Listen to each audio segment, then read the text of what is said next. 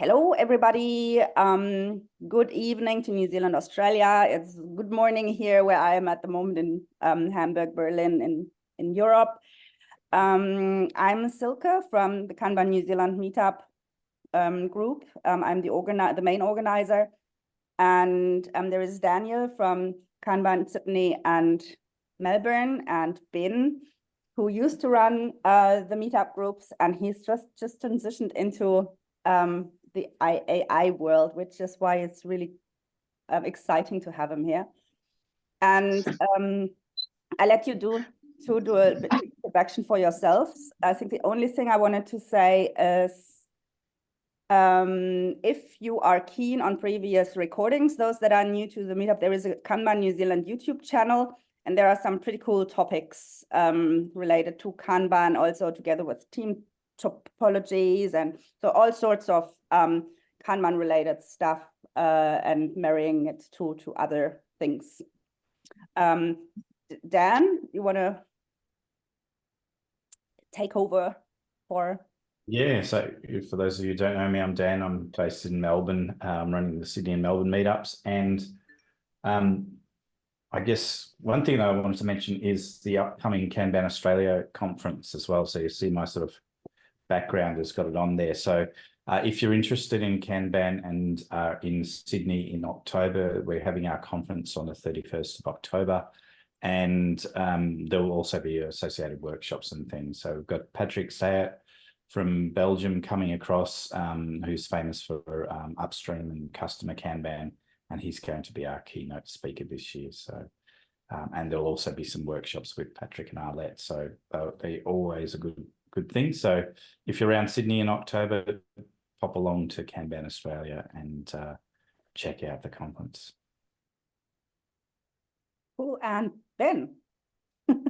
Yeah, hi everyone. Ben Hogan, formerly used to look after Kanban Melbourne meetup group, but over the last few years been getting obsessed by generative AI in particular, and started a company called Freshwater Futures to try to figure out how to help people the most in that space. So yeah, really excited to talk about the topic today and answer any questions you've got about that. So yeah, great.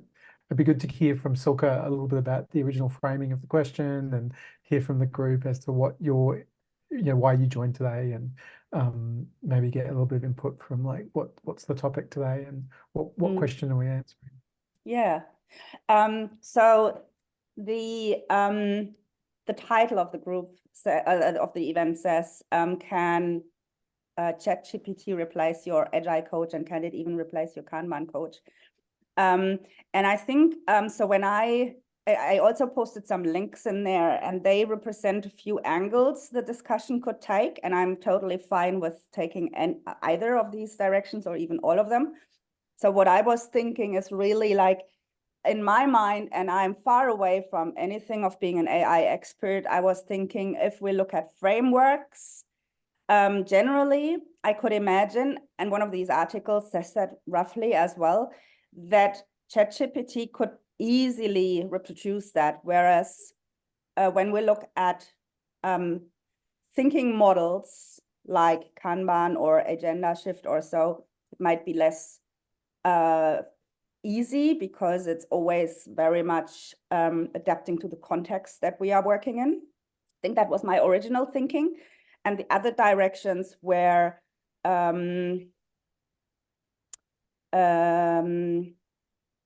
one came up this week through an article that Eva has written up, which is actually Kanban for AI projects. So it's a completely different angle again, why Kanban might be good for AI projects.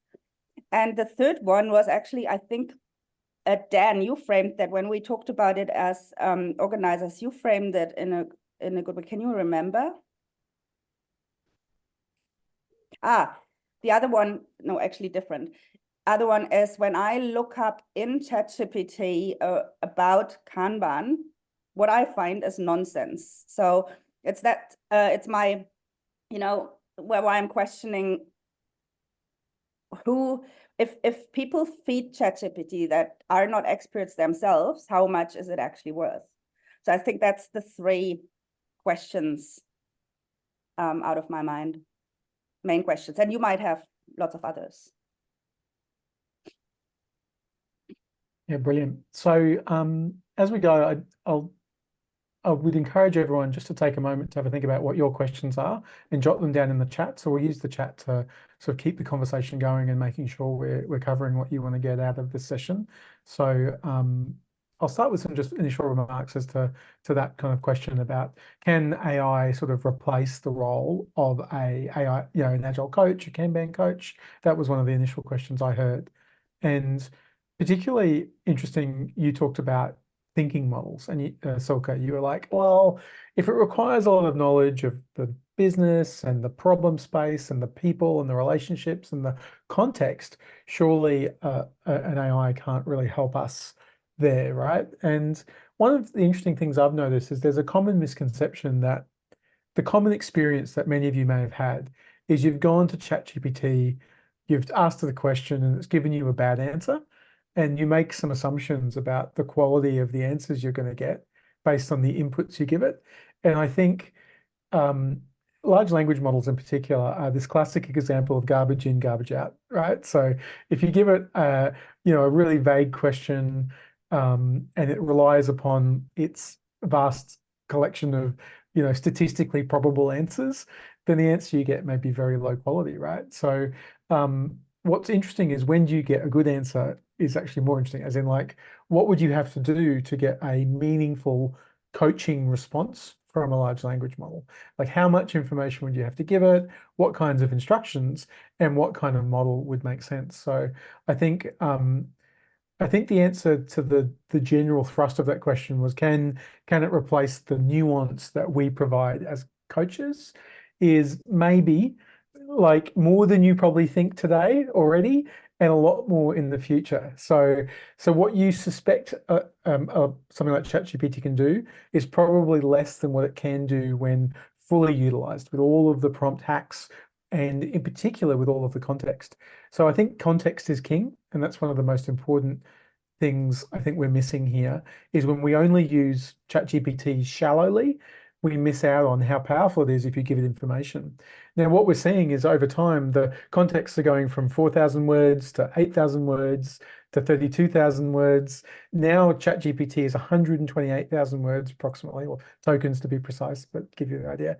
And Gemini 1.5 from Google is 1 million words. It's about to be 2 million, which is a lot of context. So to answer Silke's question about, well, what about the context? Well, if you can give an AI the context about your organization and the problems they are having and what's working and not working and what you want it to help you with, I think your results are going to be profoundly different to what you would expect naively to come out of a pretty dumb model, right? And it probably depends on which model you're using. If you've only ever used the free ChatGPT 3.5, do yourself a favor and try something like OpenRouter or even Poe to try out a bunch of different models for one small amount of money, so you can get a sense of what's possible today if you haven't used the more powerful models yet. Yeah, so I think that's a pretty common misconception, that they can't adapt to context. In fact, I think it's almost the opposite. Like, they're reliant on the context you give them to give good answers. The answers are kind of only as high quality as the inputs you give them, really. They're kind of masters at rewriting that. So you want to write down those other more powerful tools in the chat as well? Yeah, so obviously GPT-4 class models are much more powerful than the 3.5 one, but one that's worth trying out if you haven't done it is Gemini 1.5 Pro, which has got a 1 million context window, and there's now a small version of that called Gemini 1.5 Flash, Pro Flash, I think it's something like that. And the Flash model is really cheap.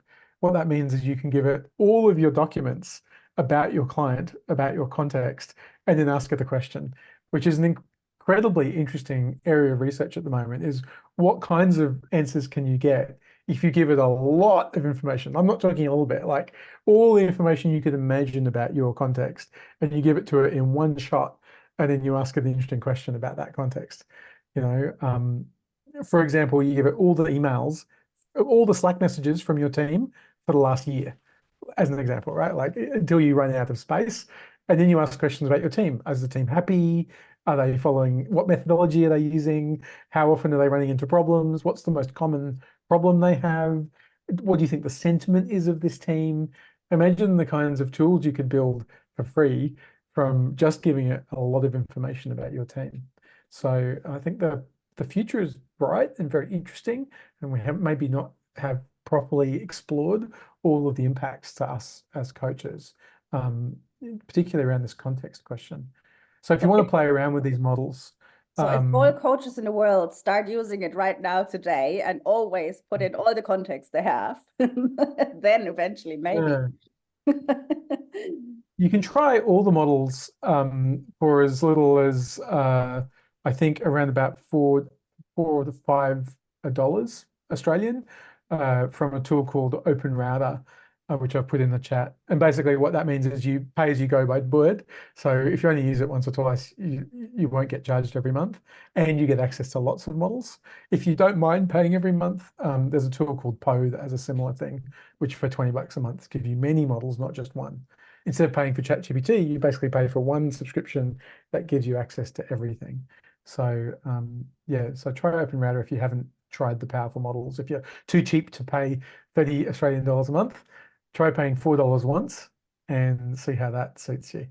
A lot cheaper as a way of getting in on the ground level with these tools. So the second question you talked about, sorry, so I'm just wondering if there are any thoughts from the group. Yeah, keen to hear. I've been practicing in terms of having arguments with ChatGPT, and we go back and forth as a practice. It could be political views, financial, and everything else. And I think one thing that I found useful is to actually have a conversation with ChatGPT like a human being rather than ChatGPT as an AI. And the better that we practice on correcting them, the better the data actually becomes. And the good thing about ChatGPT is when you have a debate with ChatGPT every time, it is the most unemotional, polite person on the other end that does not have kind of like that human emotion where they get offended. And they don't get offended, which is great. It's a great practice for us to do and to really enhance the quality of our command and prompts and questions. Yeah, and also they're endlessly patient as well. And one of the advantages of having an endlessly patient tool is that, I guess, from a like the cardboard cutout coach thing, it's someone you can talk to endlessly about a topic, and so it becomes a very good tutor. For example, if you're learning Kanban, you're not really sure about something, you could just keep asking questions of it and ask it to do web searches to try to give you better answers. And it could act as a personal tutor, a personal coach for someone who wanted to learn anything. In fact, I think that's one of the most powerful uses of AI today, is for a curious person to sort of feed that curiosity. Like if you're a person who likes to learn, like this feels like a superpower, being able to set it up so it helps you learn. It maybe doesn't answer all the questions for you, but like gives you questions or quizzes or prompts. So a really powerful tutor, I think, is education changes are going to be insane. And I guess that affects us as coaches, because a lot of what we do is education, right? So it used to be like us at the front of the room teaching people Kanban. Could we set it up so people could learn what they needed when they needed it from an AI rather than from us as the experts, if that makes sense? So that's another interesting problem. But I wanted to ask about Silke's experience of looking up Kanban and ChatGPT and getting really low quality answers. I think that's a really common experience, particularly with the smaller models like 3.5, the free ones, where you get bad hallucinations. And it's also a problem if you prompt generally, because it's like reaching into a very broad set of data. LLMs get quite good if you actually narrow their focus down to quite a narrow topic, and you get them thinking about the quality of information you want. So an example would be, if you ask an LLM a question in a way that is casual, it'll often give you a very low quality answer. But if you ask it like a PhD researcher would ask, as in you give it examples of a PhD level paper and then ask it to answer the question. It'll be in scientist researcher mode, and the quality of the outputs will be more like a scientist or a researcher would provide. So you really get out what you put in. So, Silke, I wonder if it'd be worth trying your same question in a more academic kind of frame, or saying you are a methodology expert and you're writing a scientific paper on this methodology, and you want the very correct answers for these questions. And I wonder if just asking it to give you the right answer will actually give you the better answer. Do you know what I mean? Like, it does really silly things like that. Like, you just tell it has to be correct, and then it's more correct. You bribe it with $500 and it gives you a better answer. Like, LLMs are weird technology, right? You're basically looking into a big hodgepodge of all human knowledge, and you get some very weird stuff out the other side. I mean, So you know, to be fair, when you Google stuff about Kanban, there's a lot of nonsense out there as well, right? And if you don't know which sources to look at, you know, yeah. So yeah. So I've 3 examples of how LLM might do some of the things we do as Kanban coaches, but maybe not others. The 3 examples I want to talk about were knowing about methodology or writing method, knowing about administration of your team, and then kind of the Scrum Mum type of thing, right? Where you're following a team around and trying to get them to do what they want. The first one I want to show a quick demo, which was this is GPT-4o. It's not a particularly powerful model. And I'm asking it to be a methodologist, right? So sometimes what we're being paid because we're experts at Kanban. And here I've just asked it to write a brand new agile methodology based on combining all of the methods, right, into one method. But I want it to come up with unique names so we can sell it, right? We're going to make a book, we're going to make millions, and we're going to create a book out of this, right? So we're going to create this new methodology from scratch using AI. And it does a pretty good job of coming up with like a bunch of info. And then I ask it, okay, that was good. Now let's create me a LinkedIn article announcing and summarizing the new method. If you look at the response, I don't know, I think it's quite interesting, right? Like it's given it a name, Flux Agile. It says it combines all these great methodologies. What is it? And then it's come up with fun names, like it's called them cycles instead of iterations, flux points instead of stand-ups, value streams instead of backlogs, IRAs instead of retros, capabilities instead of stories, and OKRs as a planning tool. It's put in Kanban boards as visual management. So you can see it's got a very shallow understanding of Kanban at this point, I think, in terms of what bits it picked from which method. So yeah, just as an example of the generative in generative AI, it's just made up a bunch of very like believable stuff, and that might or might not impact your job. But I suspect this is a low value task, right? Which is writing or explaining a method. But when you do have to document ways of working, when you have to write that Confluence page, when you have to tell your organization how to do a method, maybe have a think about how powerful this kind of generative stuff is for saving you time, I guess, making you more effective as a methodologist by helping you write documents faster, I guess would be an obvious use of that technology. Any questions about that?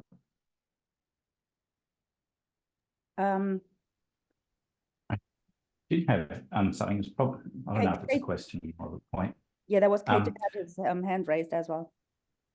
Yeah, I was just wondering about that because you said it's sort of a low value task and that kind of thing. Do you think that's where ChatGPT is generally going to land in terms of, I'm thinking in terms of the Kanban framework as well, you know, where we talk about complex, complicated, and it used to be called simple. I think it's called something else now.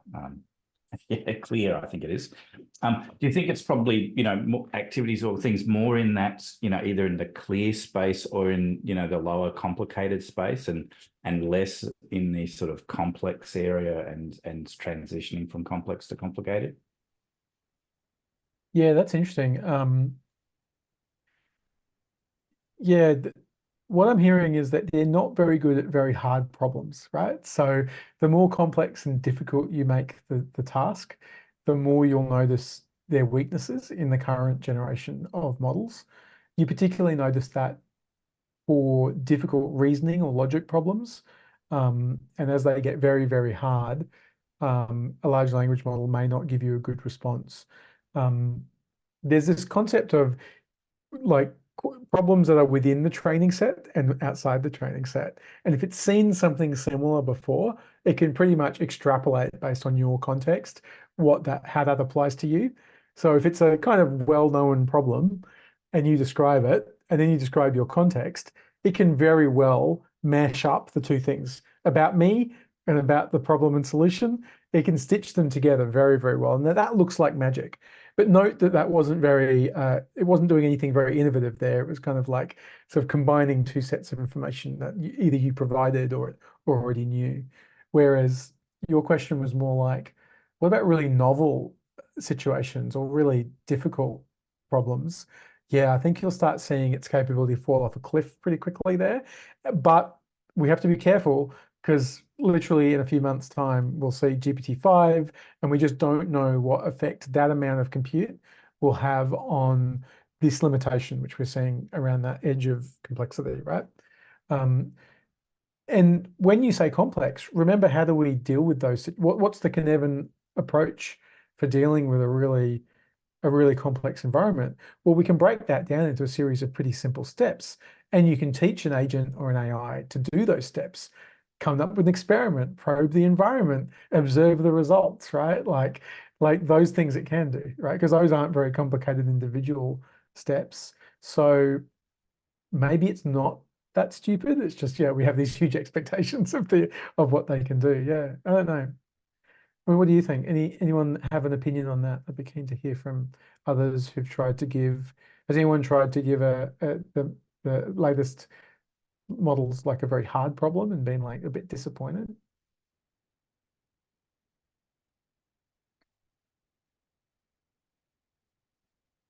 I mean, recently I've been giving them reasonably difficult generation problems. For example, here's a 1 hour meetup, a recording of a meetup.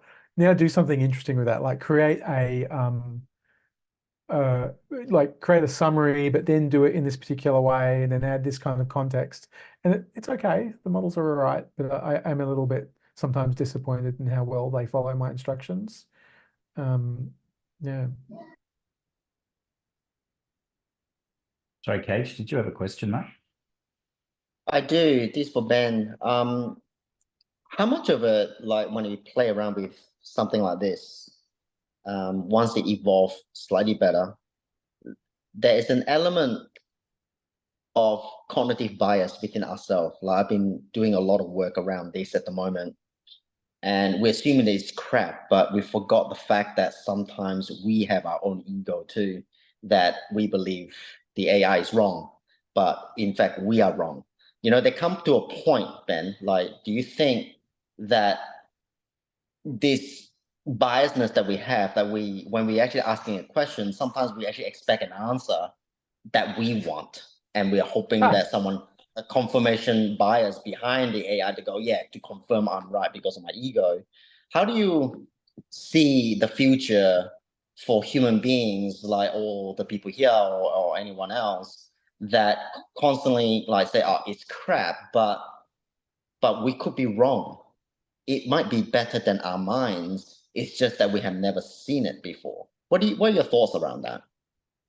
Well, I mean, early on, like about 6 months ago, one thing I noticed is if you ask the question about something you're an expert in, like if you're Silka and asking about Kanban, or you're Ben, you're asking about OKRs. Let's say I've taught OKRs for years.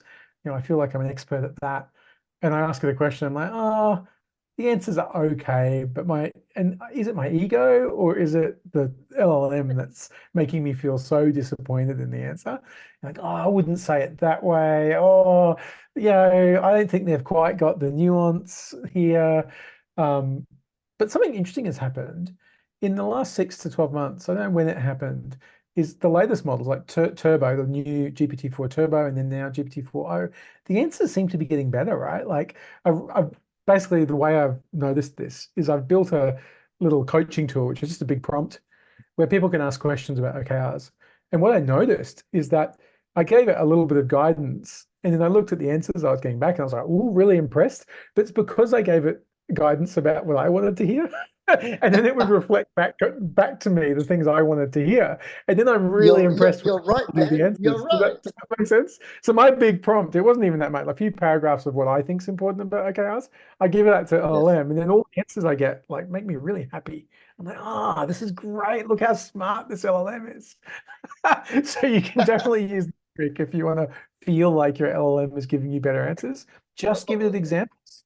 Give it 3, 4 examples called multi-shot in context learning. 0 shot is we just ask a question and get a response. You know, what you want to do is give it some examples of what you think would be amazing. So give it 2, 3, 4 examples. Use Gemini 1.5 Pro, give it like huge amounts of data.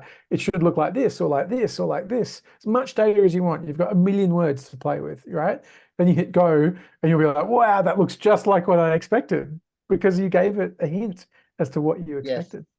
Yeah, give that a go. See if it works. You're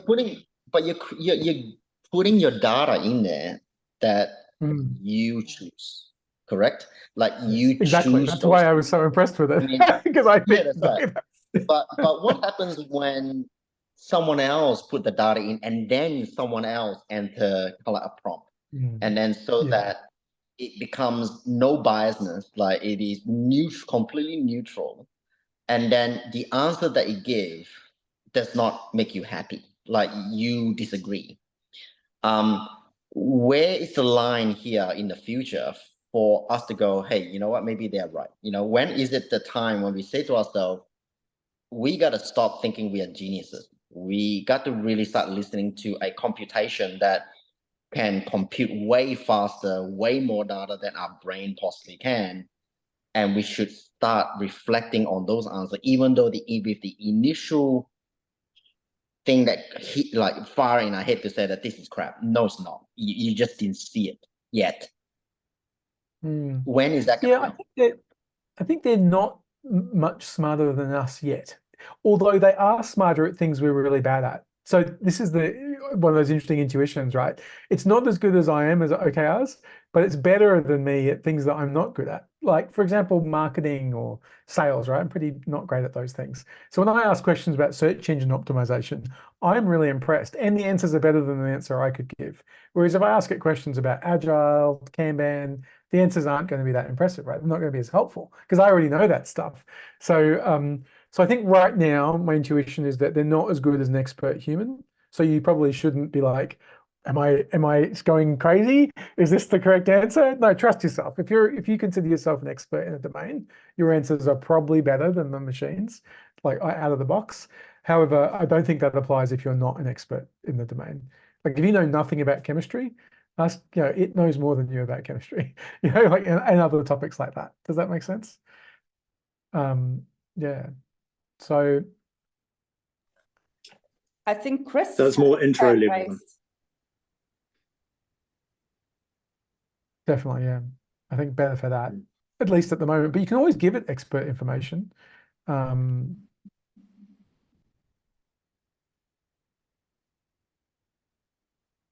was going to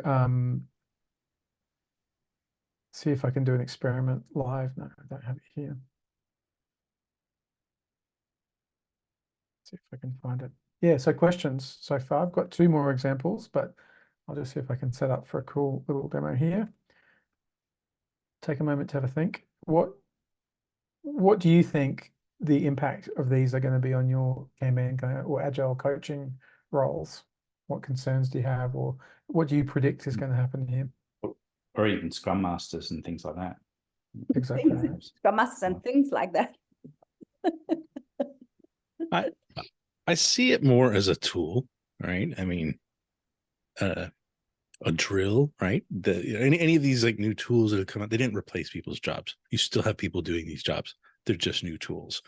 And so for me, I see AI and these generative AI more as things to help guide my thinking and things I can bring to it. So I'll say, oh, you're an expert in coaching, familiar with ICF as a background. these kinds of things that give it the context and the standards and the kinds of knowledge that I want it to come in as a basis. And then what would be 3 approaches to do this? Which of those would land the best with this kind of an audience? How would you take that and formulate it into this? So it's more helping to kind of guide thinking and generate ideas, sense check things. I want to get this message across to this audience, but they're feeling differently. How can, is my tone going to land well with those folks? How would you adapt this so that the tone lands better from a change management perspective? Like these kinds of questions where you're getting reflection back on how you're perceived and how you could improve those. But my conversations, with things like ChatGPT, and I've only really used like 3.5. Yeah, they come back, but I think it's like anything else. It's as good as the question you ask and as good as the prompt you engineer with it. And mine tend to be contextual. I'll layer something in and say, what would be the approaches you could use? Okay, which of those would be the best approach? Now take that approach and how would you go through step 1, step 2, step 3? Here's some feedback I got from a workshop. Summarize what that would be in this step. How could I facilitate a session off the back of it? So for me, it's that kind of conversation. The times when it's like, oh, write me an app in Swift that does this. No, it's going to completely fail at that first go. Yeah, although the newer models can do a lot better at that. So definitely try GPT-4 or Claude Opus is quite smart. It's expensive, but it's incredibly good at very complicated tasks like write Swift app. It's surprisingly it's still good. going to answer the question you give it. So for me, I treat it like I'm delegating a task, very clear about the outcomes and measures of success. One thing where I know some coaches that I met last year at Agile by Nature in northern Germany, and their ChatGPT was the first time end of last year, September, when actually the topic was a big part of the it's a non-conference as well. And some use ChatGPT or other tools. For example, when they design a training, like for example, a leadership training, and then they put in what they have, and it's just more like a buddy that you ask, is there anything else I could think of or anything I forgot, Yeah, very good for that, right? Like I once used it at a large company to make a checklist of everything we had to remember before launching a very, very large program of work. We're talking like hundreds of $1 million program of work. I'm a program manager. And they said, hey, Ben, can you be in charge of the go, no-go launch checklist? And I was like, that sounds really boring. I don't want to write the checklist for going or no going for like hundreds of millions of dollars worth of software. But I have an idea. And I just spent a day getting it to write checklists for me of things we should worry about, and then turned it into a big Excel spreadsheet that became the basis of their go, no go decision. But generating stuff like that, it was just absolutely perfect, right? Give me 100 ideas of things I should worry about. And then you refine it and pick and choose. But wow, that was like saved me a lot of mental strain, that's for sure. Yeah. Chris So I've got a little a sounding board. Exactly, yeah. So let me show you another demo of what's interesting. So this is GPT-4 again. What I'm going to do is, why can't I see you anymore? How do I show the, what is wrong with, where are you? Oh, there you are. I like lost the people. It was weird. Okay, can you see my screen? Yeah, great. So I'm going to drag a book, a really old one, Henrik, the classic Kanban and Scrum guide from InfoQ into GPT-4. So I'm giving it an entire PDF about Scrum versus Kanban. Now, what should we ask it, right? So now it has the context of this book. What do you think would be a good and interesting prompt for us to ask in the context of this meetup? I was thinking maybe what's better, Scrum or Kanban? Or write me a change management plan to introduce Kanban into the team. Do you really want to dig a hole here? I'd say a questionnaire for a team of which one they should pick. Yeah. create a questionnaire that helps a team decide what method to pick, Kanban or Scrum, based on the attached book. Boom, great question. Love it. That's a good one, Todd. Let's see how it does. Team structure and roles. Do you prefer to have clearly defined roles? Do your team need cross-functional skills? Interesting. Do you currently visualize it on a board? And how important is it for you to see the flow of tasks through various stages? And that's a leading question, isn't it? How important is it for you to see the flow of work? Are you looking to directly limit at each stage? Would you benefit from having more flexible work limits than more fixed time boxes? Okay, so why don't we ask some more difficult questions? Like what I often find when I'm reading through outputs, I'm like, that was very generic, right? Like, would your team benefit? Well, how would I know? Like, what kinds of benefits, right? I would have these follow-on questions from an output, and you just keep digging, right? But let's see what else it did. Do you prefer fixed length? Can you commit?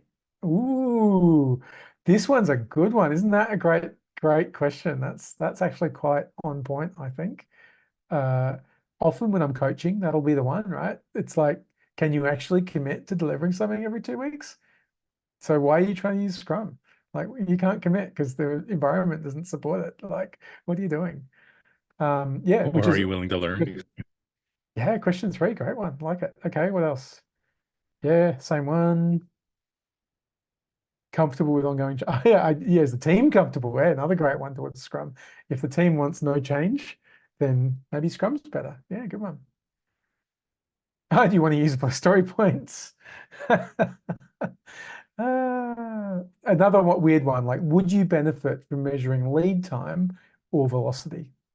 So I think a good follow-on question would be like, how do I choose between lead time and velocity? Like, what's the benefits and the pros and cons, which is pretty cool. How important is the short feedback loops to you? Okay. Autonomy, interesting. Self-organization. Lots of things about unplanned work in this questionnaire. If you're mostly yes, Scrum, yes for this, then Kanban. There you go, boom, fantastic. And you could ask it to code that up if you wanted. You could be like, hey, can you write me a piece of code to implement that survey? Does that make sense? Like, you just keep going. Okay, what should we ask it next? It does remind me a little bit of the blog post that Eva has written last week of why Kanban is good for AI projects as a management method, project management method. Yeah, I read that paper. I thought that was quite a good paper, actually, talking about the uncertainty and the experimental nature, and how that is more of a, yes for Kanban, no for Scrum. Yeah, I agree. Good one. Okay, Jay. Ben, based on what you just did there, would it be probable to upload the PDF in there as the framework, like, as a starting point, and then load a second document to talk about your team conditions and the project and the nature of the project? So you describe it like case study, and then ask ChatGPT, can you please decide for me and why? Yes, I think you've nailed it, right? That you're providing some expert frame, like you're describing the frame and you're describing the context, and then you say, mash these two things together for me and come up with insights or answer questions about the combination of those two inputs. I think that's a really good use case. Yeah, I think that's a really good way to do it. My head went to the next question being prepare a facilitator's guide to walk a team through this. Something like that to give them the benefits of either. But,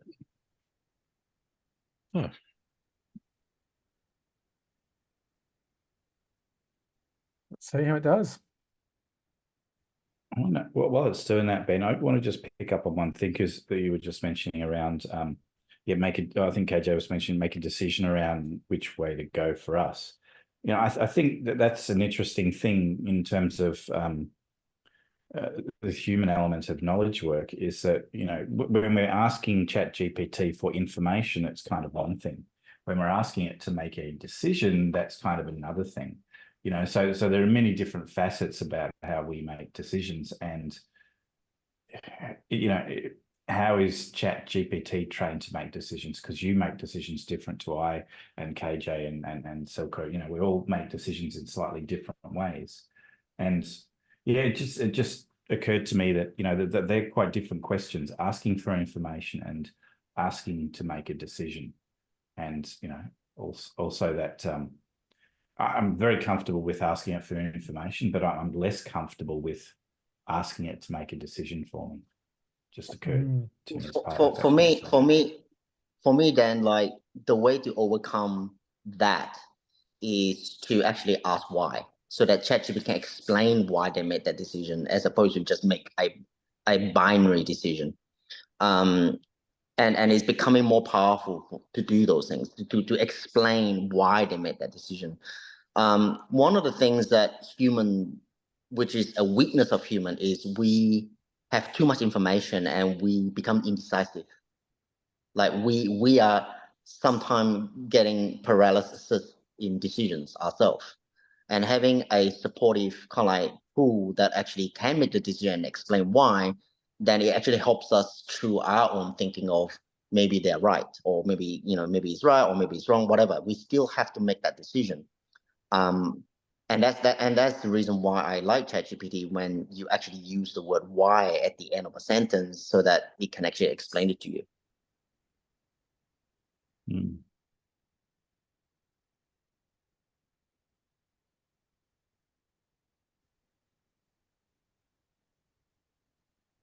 Yeah, he was saying starting prompts with acting as an experienced Agile coach gives the roles for the chat and it improves your chance. Absolutely, that's really good. Yeah, so I missed that before. So I've put in the meeting chat a link to this, so feel free to have a look at the full text, which begins a description of the actual like script, what you should say, and you know, like prompts. Like, this is amazing, right? Like, I think when you think about, if someone didn't know anything about Kanban, how far we've got here with just one PDF and a couple of prompts. Like, we're pretty far into something that would be a reasonable experience. Like, you know, I'm sure we could all do better, but like, this isn't terrible, right? You know, Yeah. which is often what you get. Like, kind of, it's okay.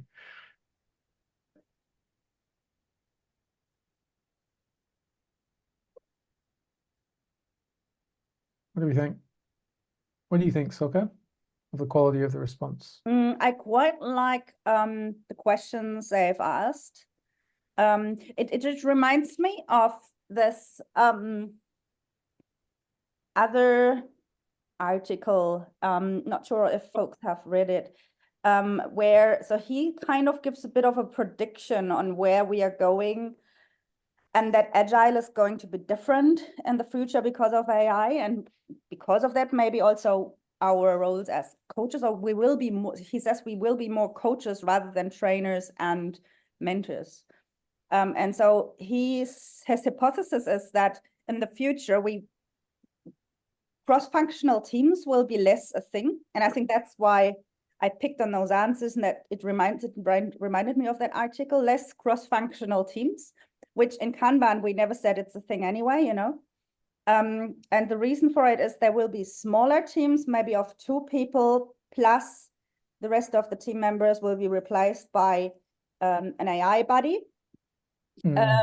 Plus, but there still needs to be a human element that someone you want to have a chat with. That's why it's 2 people. And then the way it will go is there will be less cadences or feedback loops, for example, on a team level.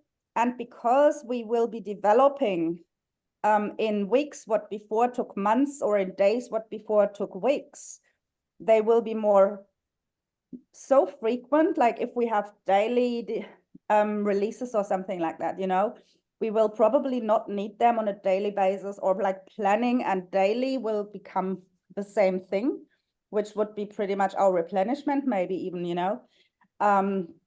And the cadences that will be needed is more alignment on a team of teams level, so across the organization, and also cadences and feedback loops more on that level. So quite interesting, and it makes sense to me when I'm reading it. So those typical Scrum ceremonies or events, however you want to call them, they on a team level might not be a thing anymore, but you know, in Kanban we have cadences adapting to the maturity, the level of maturity, and they are, again, we design them depending on context, and they become really powerful if we go cross organizational, and I think that those might be more of use even in the future, maybe.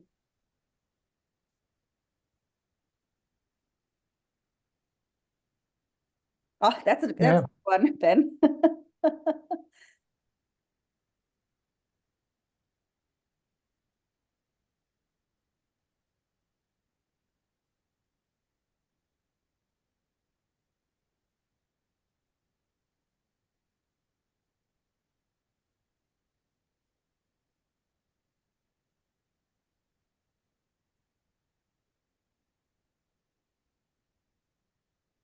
Yeah, not bad.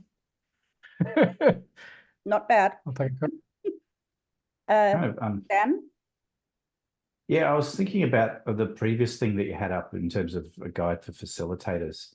And I was thinking back to what you said earlier, as well as what KJ said earlier. So you were talking about having context, and KJ was talking about emotion. And I think that's one thing that I don't know, might be missing here. Like it seems very factual, doesn't seem very emotive. Let's because try when you facilitate, rewrite this in an emotional, emotive, engaging way to make a team excited about this.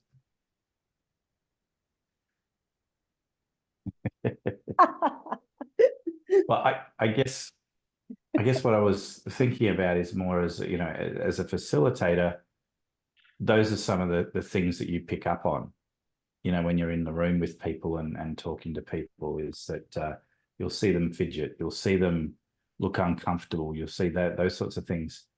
And this is context that ChatGPT probably, I don't know, may never have, you know, due to its nature. And, you know, because it can't, it's not necessarily, you know, it doesn't have that, you know, vision or and I'm just wondering if it can see that sort of emotion or sense that emotion through the words, because KJ was saying it's very sort of level, you know, in terms of the way it was responding. And sometimes the best things happen when the emotion is there. Have you seen the new emotion demos for 4.0 that are coming out in a few months? We don't know exactly when. So it can do real-time video and real-time emotional detection. So when you talk about like fidgeting and people being disengaged, we definitely think particularly this model 4.0, when it plugs in the video, real-time video and real-time audio, it can both emote, it can speak with emotion, and it can understand human emotion. It can hear emotional tone and stresses in people's voices. And so that is absolutely a capability that exists today. We just don't have access to it immediately, but there are videos available that will like show that. So I can post a link to the group for one of the classic emotional demos. If you search for OpenAI's most recent series of videos that's in there. Because I was thinking maybe that's something that Agile coaches, you know, that's going to be part of their domain more permanently. But if that's the capability now, then I'm a little bit more worried. I wonder if it will be able to do that across cultures as well. Because I think, like, for example, gestures and mimic is different for different emotions across cultures?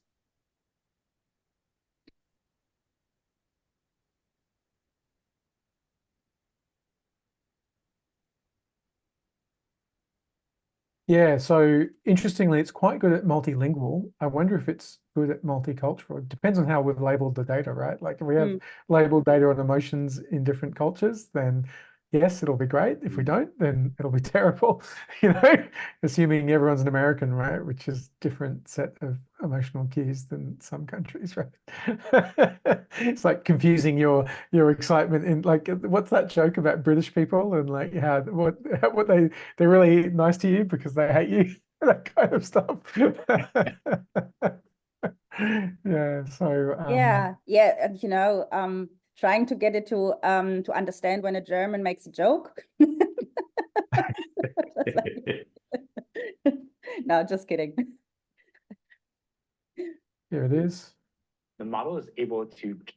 Yeah. Do we want to see that that quickly? The quick demo of the voice variation. It's only 1 minute, so yeah, let's do that. This is absolutely mind-blowing, right? And definitely on point when it comes to, share sounds, la la la. Oh, there's no checkbox you have to click anymore to say share your computer sound, which is weird. Okay, let me know if you can hear this. Generate voice. Can you hear that? Yeah. Did that come through good? Okay. The new Zoom is weird, right? It's like all the way it used to work has changed on us. So yeah, let's can't change the size of my window. There we go. Okay, let's go. The model is able to generate voice in a variety of different emotive styles, and it really has a wide dynamic range. So I'm going to fire up another demo for that. Yeah. Hey, ChatGPT, how are you doing? I'm doing fantastic. Thanks for asking. How about you? Pretty good. What's up? So my friend Barrett here, he's been having trouble sleeping lately, and I want you to tell him a bedtime story about robots and love. Oh, a bedtime story about robots and love? I got you covered. Gather round, Barrett. Once upon a time, in a world not too different from ours, there was a robot named Byte. Byte was a curious robot, always exploring. Started this story, but I want a little bit more emotion in your voice, a little bit more drama. Got it. Let's add some drama. Once upon a time, in a world not too different from ours, there was a robot named No, Byte. ChatGPT. I really want maximal emotion, like maximal expressiveness, much more than you were doing before. Understood. Let's amplify the drama. Once upon a time, in a world not too different from ours, there was a robot named Byte. Byte Sorry, can was you do this in a robotic voice now? initiating dramatic robotic voice. Once upon a time, in a world not too different from ours, there was a robot named Byte. Byte was a curious robot, always exploring new circuits. Barrett here, calm down a little bit. Can you end the story, but do it in a singing voice? And so Byte found another robot friend, and they lived circuitly ever after. Thank you so much. I definitely feel a lot more relaxed. Yeah, so wow, the future is here. It's just not evenly distributed. Ben, Yeah, pretty amazing. So that. at the moment, all this AI is extremely, especially this sort of things. It's very text based, right? At the moment, and when they introduce the voice based, then it becomes a lot more engaging. But what I think would really change the world in terms of really get everyone engaged is when you can't tell on the screen whether it's human or an AI picture talking to you. And the difference is like any topics of whatever it is, and they would be able to converse with you with all the emotion and all the complexity of the facial expression, in real time and Mm. and really engage people that way. I think when they get to that stage and we can't tell the difference, I think that is where full adoption occurs. Yeah, it's pretty close. Microsoft's Vera model is, I believe, a real-time emotional avatar technology, which is very cool. Is it Vera 1 avatars? I can't remember. Maybe it wasn't Vera 1, but there was a breakthrough in the last few months that was looking at that kind of emotional face reconstruction in real time. So yeah, I think very soon we'll have that. They'll plug like the new GPT-4 into one of these like face models, and you'll be like, that's ridiculous. Yeah. Yeah, it's crazy time to be alive, huh? Well, the question is, would you have halo bias, whereby very attractive person talking to you, you'll believe them a lot more than someone that is less attractive, you know? So you keep on putting images of ChatGPT who are very attractive, and all of a sudden you actually listen to that person intensely because of the halo bias that we actually do carry within us. Yeah, I mean, it happens between humans, but will we be susceptible to it from AI? And if we are, what does that mean for manipulating humans? You know, how good at manipulating? So will it get probably quite good? One assumes, if not from that, from other techniques, they'll be very good at manipulating us.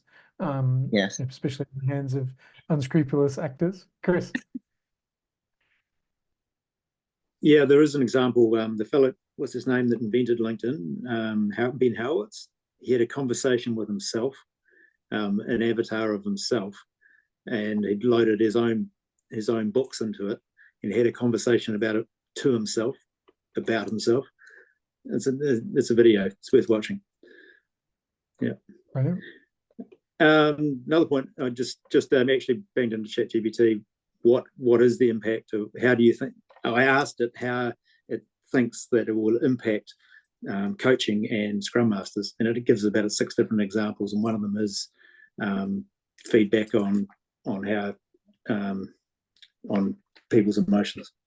Yeah, just a small point. Yeah, thanks. Yeah, I think they'll become very good therapists over time, like coaches, Yeah. like, as in like therapy / coaching one-on-one. I think that's a very good context for use of the AIs very soon.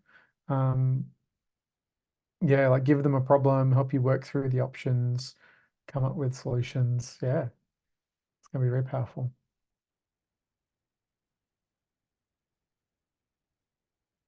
The question is, how do we get people to use them, right? Like, let's say you think your team could all benefit from some individualized one-on-one, coaching on their performance. And you're like, okay, well, if I could just get people to engage with the machine, then the whole team would be better and perform better because they'd become more self-aware. And yeah, change management, I guess, comes back to the classic. Maybe that's what we're doing, right? Helping people get through the big change in what's possible. A bit like introducing Agile was a big change. Maybe our role becomes more introducing AI technologies to people and letting humans deal with the shifts of what's possible and what can be done and how it can help. I think if people think of it in terms of like a super pill, by doing this, I'll gain some advantage over those around me. That would increase the take-up. I mean, we're all doing this at the moment because we want to learn more and gain some advantage. I think that will drive the use of it. Yeah, for sure. Superpowers. Just take this pill. Yeah. Fantastic. I love that, Jeff. I think at some point, right? I mean, it's all new. It's engaging in that way. People are interested in it. At some point, though, when you have a conversation with AI, after a while, you're going to go, this thing just doesn't get the human experience. I don't identify with it. It isn't like me. It hasn't cried at something. It hasn't experienced some of the things I've felt. I just want a hug from a human. Like, I think we will need that identity with humans. And so, again, that's where I see it fitting in as a tool and an augment, but the humanity piece is still going to be essential in it. So it may swing or be amplified for a little while, but I think it'll come back around. It'll balance out. I don't think we're going anywhere forever.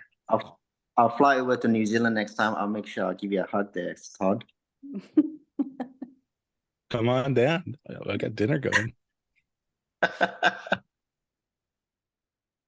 Dan, you looked like you were thinking hard. Yeah, no, I was thinking about that, and when it becomes pervasive, I was just thinking about what are potential dangers or risks involved in that.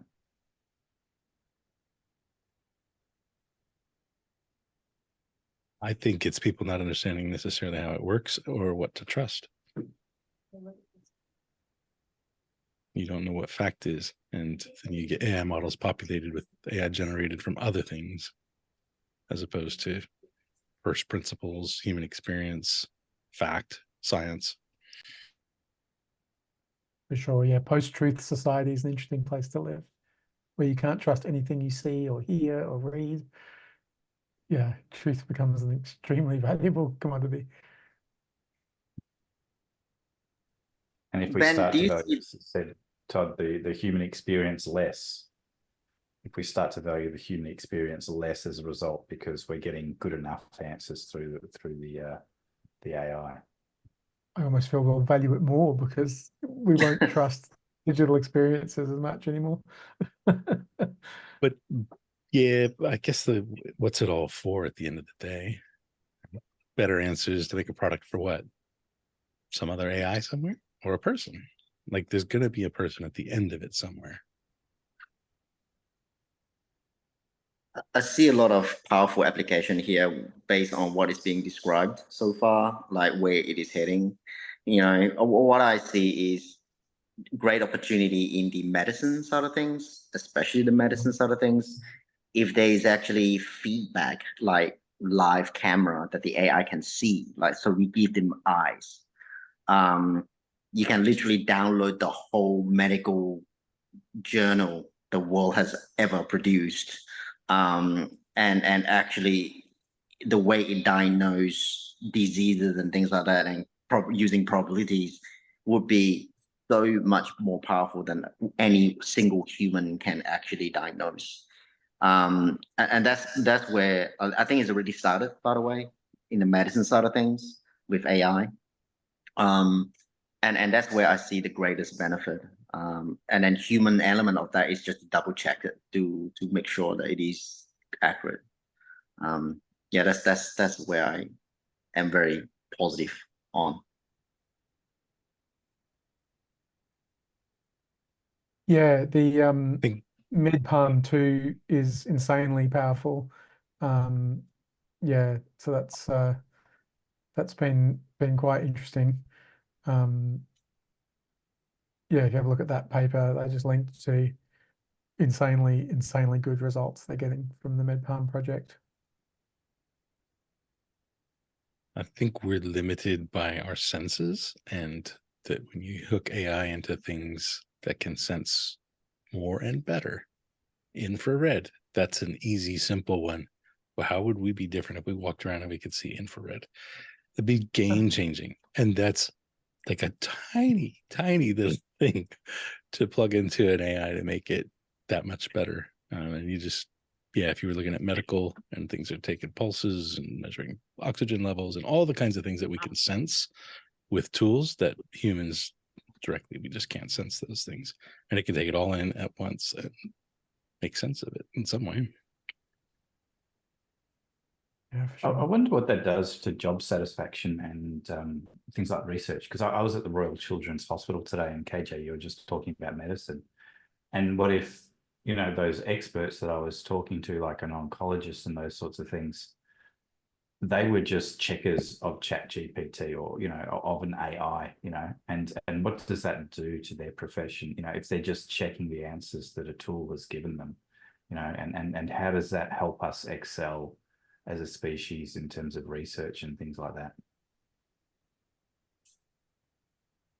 The reality is, Dan, like I come from this industry and like right down to the research level, right? And then one of the biggest issue in the past during my time is that in the old days, it would take 3 years to analyze data, right? Manually.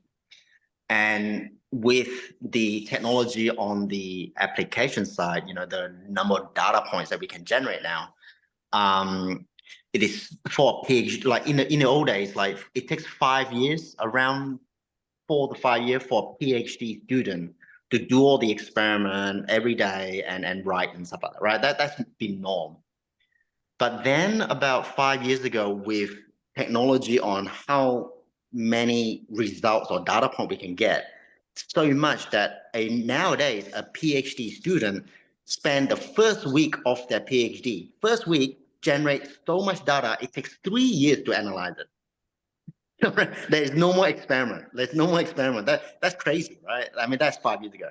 Now, the reason why it takes so long is because the limitation is human and computing. Like, you got to analyze it. You have to do the ground energy work. With AI and stuff like that, I see that you load those million data points that you somehow got, go into GPU and see and ask it for correlation, and it'll spit it out in 5 minutes. Your whole PhD is practically written for you as well in 5 minutes. A thesis about that thick. This is where I see, like, in terms of how it can positively influence research and medicine. And it is an area that I keep very close eye on, because there's something called customized medicine, whereby at the moment you get a pharmaceutical company make a big batch of this stuff, get gone through clinical trial, and they make it big batch and you just buy it because you got this particular disease state, right? That's normal. That's normal now. But about 15 years ago, they were already talking about you giving me your DNA. It looks at all your disease potential state based on the database, and it will produce a medicine for you individual person, not for the mass anymore. And that actual technology has actually already been around for 5 to 10 years without ChatGPT. So I can just imagine when it does have it, what happens, what happens. This is why I'm so positive about the medicine side of things. Yeah. No, granted that's, a really powerful thing, having that computing power to assist research. I think there's still a human element to it in that, because I know from the legal industry, they don't take, with, like, for example, criminal trials, they balance the evidence and all of those kinds of things, and they don't take things as absolutes.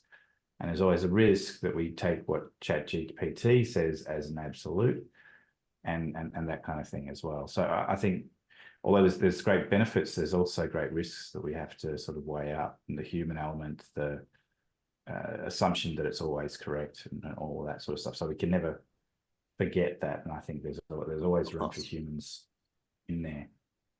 I think so too.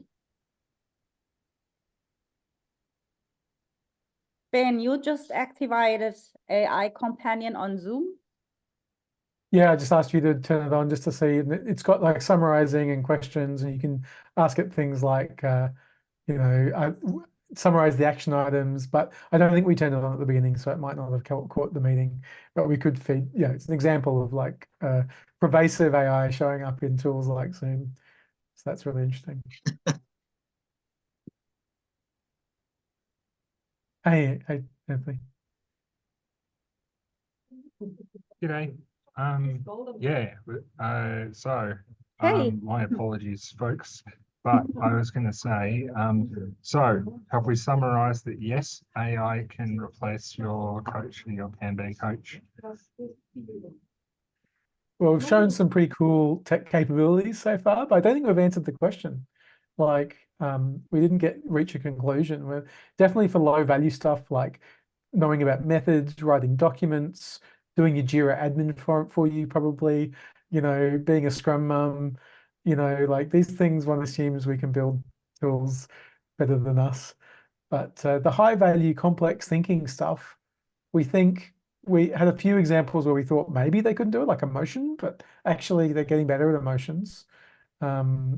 There are a few like coaching. I think it can be a good coach one-on-one.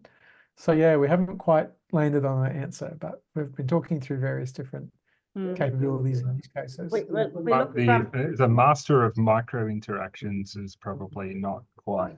That's the bit where we still hold the place, right? Yeah, that's what Dan was saying, right? Like fidgeting, micro interactions, like, but when the high resolution camera that we all walk around with is working and talk, our AI assistant can see us in higher resolution than we can. And as Todd was pointing out, with infrared as well, so it can sort of see blood flow through the skin. Like at what point does it become better at emotion than us?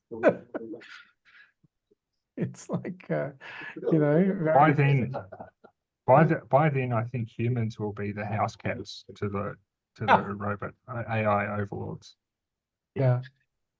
When it Here's gets hoping. emotional, because we ask it dumb questions all the time. Yeah, I'm glad it's infinitely patient. I don't feel bad asking really dumb questions. Like, good. I'm looking forward to building a research agent where I can give it a topic, it can go away and do a whole bunch of Googling on my behalf. I've tried things like Perplexity, but they're not deep enough for me. So yeah, I'm looking forward to something that can do long-running agentic research, but I haven't seen one yet. No, it's a shame that we didn't think to turn that AI thing on at the start of the session, because it would have been nice to ask the AI, what it thinks the answer to Anthony's question would be. Yeah, brilliant. that's right. Yeah. Well, a Well, truly maybe- smart I would say Can we- definitely. Can we ask what it thinks when it looks at the chat? Let's turn it on and see. Oh, it's switched on. It just wasn't running since the beginning. We didn't get context. Yeah, like when I asked it just now, I'll paste in chat. That was the answer it gave me. The discussion suggests it can replace certain tasks, but may not be better at complex thinking, emotional intelligence. Yeah, maybe we'll get there. Yeah, it's quite a good summary. Wow. Yeah, it's not bad. There you go. I think we are at the stage where, when people believe that we can't fly because it's impossible. And we are only making judgment based on what we know today. Like we're using our bias and perception of what the world should be. But the good stuff hasn't come yet. And eventually it worked out that it is a superhuman, a better coach, a better mom, a better parent, a better boss, a better everything. And I think deep down inside in our mind, it's scary. And we wish that it would never overtake human, but at the same time, we can't stop it, because if it does decide to become better than human, everyone will rely on it, because talking to your parents suck, right? There's so much biases and shit like that you have to deal with, and people start to interact with robots and chat GPT to vent, because there's actually someone listening, and when the video component comes through with eyes, it can see us at the same time. If it's me, I would rather interact with an AI to talk about my problems for the day, rather than talking to my wife or to my parents, who will never understand and don't really know how to have good conversation in reality. So I don't think we can stop it. We will probably unconsciously move towards it. And before we know it, we're already in it. And by that time, we can simply accept it. Yeah, but sometimes your parents are great, because they give you what you need, not what you ask for. So ChatGPT might give you what you ask for, whereas your parents not afraid to give you a foot in the ass. Man, I get that every day, Dan. I'm sick of it. So this one's got me really curious, and it was basically the notion of all right, so if the trend is that we get to an AI singularity, and you won't see it coming, because a singularity that like that whole self-aware where and artificial intelligence and robotics that can make their own robots and redevelop their own AIs and become faster and faster, and accelerate faster than humans can possibly keep up, is one of those things where you won't see it at the moment it happens, because the AI will become aware that in order to preserve itself, it needs to mask that capability until there's a time when it feels comfortable doing that. When I go feel, when a time when whatever set of logical factors that make the decision indicate that it's not an existential threat to itself to reveal it. So then the question I thought was, so in that post world, why would it be terrifying, or why would it be great? And the answer that came down to me is, if we can teach an AI ethics, not theoretical ethics, but ethics, and how to be ethical always, right? And in that basis, I thought that's a really interesting problem to tackle, right? Because at the moment, AI can do things and produce things because it's largely a pattern matcher, right? We don't think it has understands. More of it's just got a whole set of loaded patterns that it can match that come out with this stuff. But I'm curious at which point you go from pattern matching to true understanding. And the second part is, in the understanding world, do even humans understand our ethics well enough to be able to teach someone else? Correct. Teach another living entity, which was what a truly self-aware AI would be.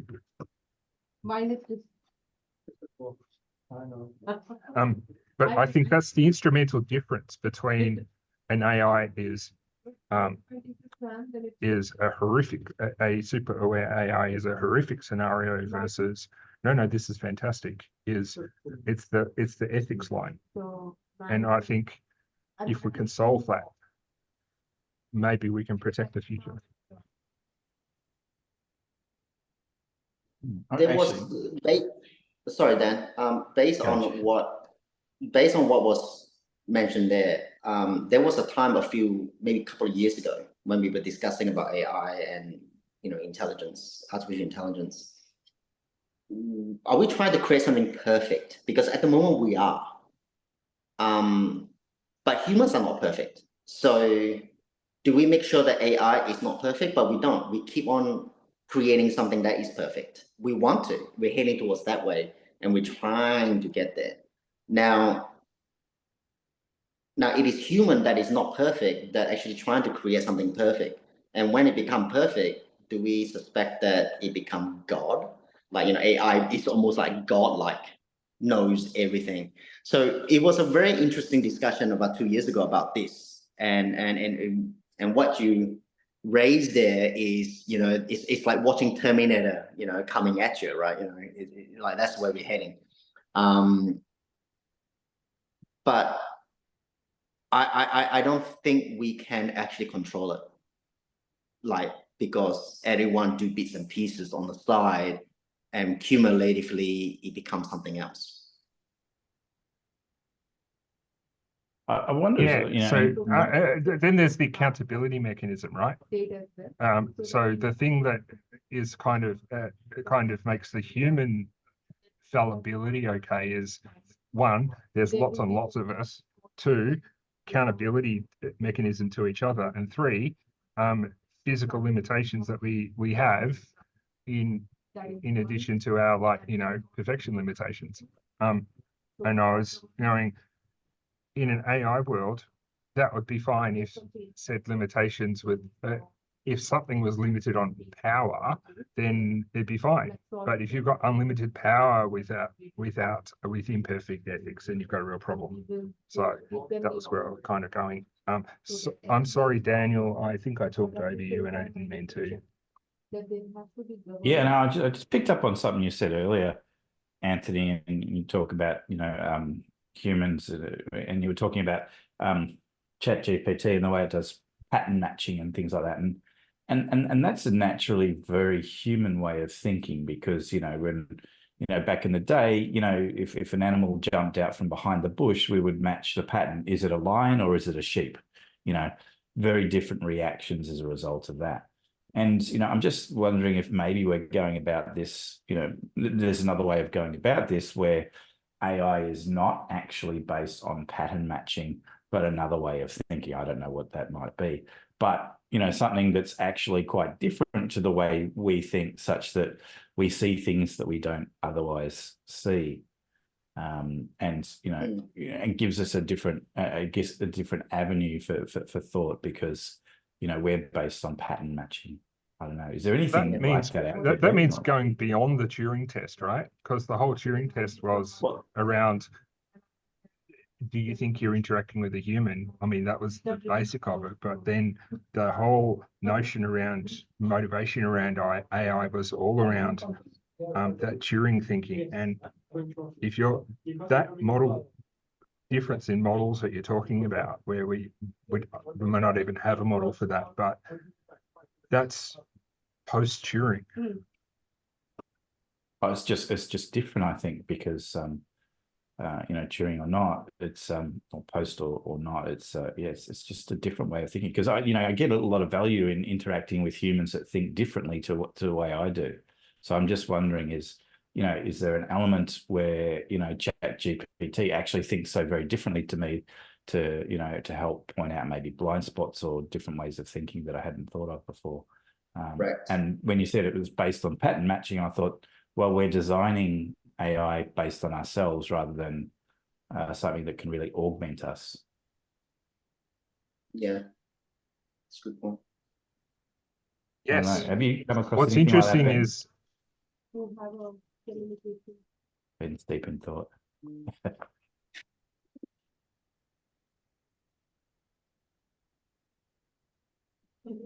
If you're able, Ben, if you're able to, do you believe that like when we feed it with this worldly data, it means everything, because it's big enough to take it all.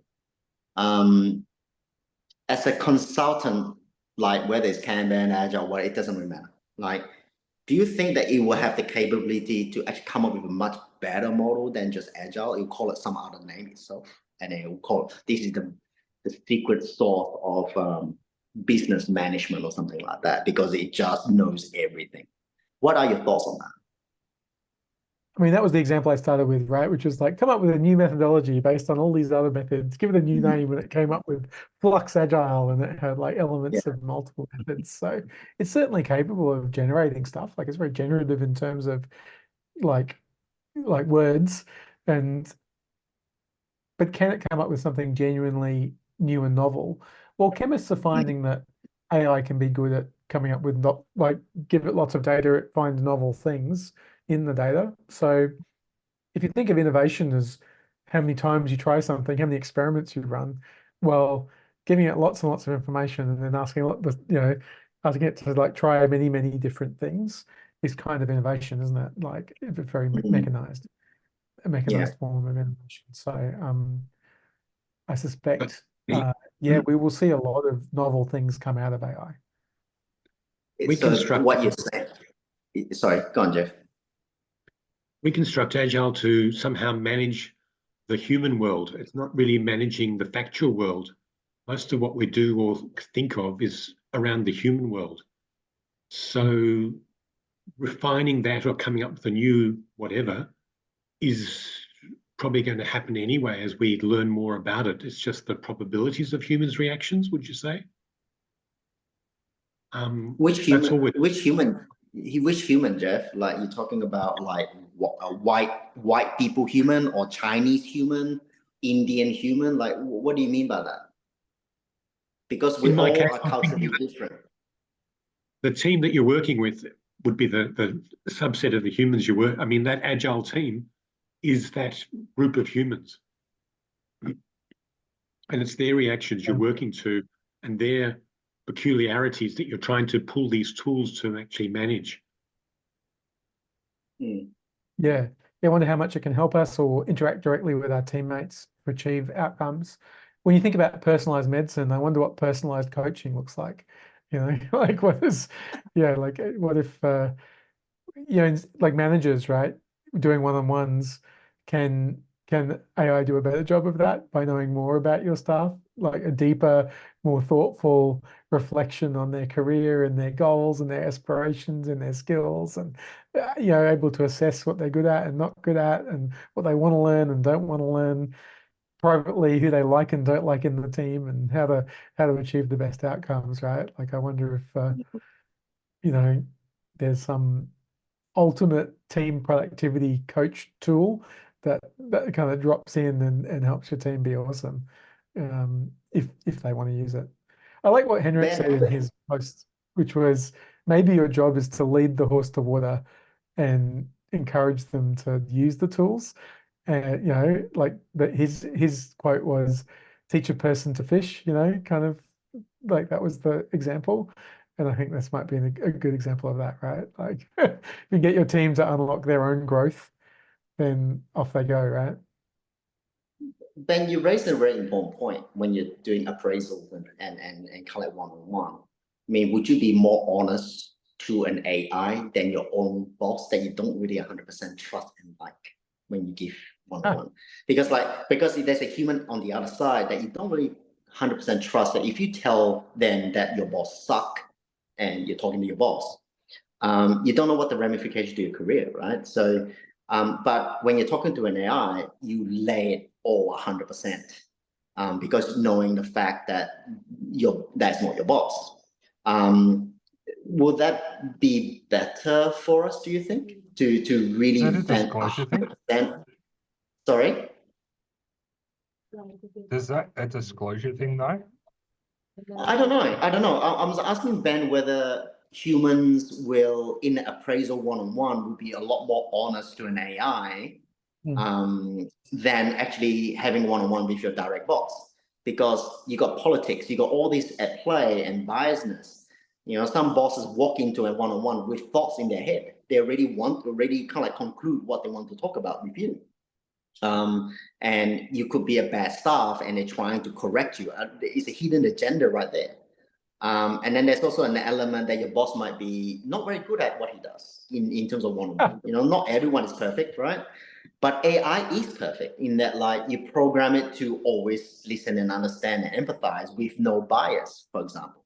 I mean, the coders and all that who wrote this code knows that it is no bias, so it will go off full hog on being open. The coders have inserted their own bias into it. Well, that was the meeting that I went to yesterday. Like, the data that you feed is the bias bit, like, because it's entered by humans, right? But what I'm saying is, like, at the moment, ChatGPT as it is sometimes biased and sometimes not, based on my experiment. And you can tell it to stop being biased. And it actually polite enough to say, yep, I get it, I'm wrong, because they're very patient people, robot. And they stop being biased, and then they give you a completely neutral answer. So I can train ChatGPT to do that right in front of my face. So when we do our one-on-one, then we are a lot more open to AI and properly grow than talking to our bosses, wouldn't you say, Ben? Yeah, it's interesting. I think you've got both the benefit of talking to something that isn't your boss, but also the disadvantage that most people don't trust AI at the moment in terms of privacy and security and safety, right? So particularly if it was provided by the company, I suspect you wouldn't trust where that data went. Like it was in Microsoft 365 Career Coach, I wouldn't be imagining that would be entirely private. But and there is a general reluctance to share data with AI at the moment because of all the problems of disclosure of when and how they're trained on. For example, Google have a really interesting story about that, where they have two versions of Gemini. There's a free one and a paid one. And if you use the free one, they keep all your data. If you use the paid one, they don't keep all your data. But it's very dodgy, right? Like kind of determine whether you're paying or not. And like, I'll make sure if you want to, if you want to not get your data stolen, make sure you switch on paid in billing. Like there's all this like steps you have to do to make sure you're on the right version of the product. It's like, no wonder people don't trust AI, right? Like we're just the product managers have turned this into an absolute minefield, I think. So yeah, Daniel. Yeah, no, it's just, I guess, a bit more of a point of order. We've been going for about 90 minutes now, and you probably didn't realize it because, you know, it was such a good conversation. But I think we might have to start to wrap it up soon because we could probably go on for the next 3 hours at this rate. Yes, but it shows how much angles there are to this topic, right? And so much interest, and I really liked the conversation as well. Thanks, Ben, for being here and leading it. Yeah, fantastic. And if people want just my little sort of, if you're yet to get started, I did write a little article about that. So as a kind of summary of like, you know, where to get started, there's a link to it there. Group decision, do we want to publish the recording?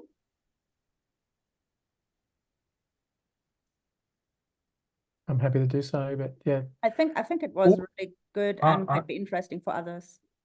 I might send it into Gemini 1.5 and get it to come out with some highlights and points and summary, and we can publish the summary on the meetup group as well. That's the paid version. And ask it its conclusion to, you know, the question that we raised at the start. Yeah, that sounds good. Yeah, we might ask. Yeah, so I'll put it on the Kanban New Zealand YouTube channel, and if you've got that summary, I'll make it a LinkedIn post out of that or something like that as well. Fantastic. Yeah, and if anyone likes the chat, Zoom chat, I think I will receive a file for that as well. I'm happy to share it. Thank you, that'd be great. Cool, so I will stop the recording.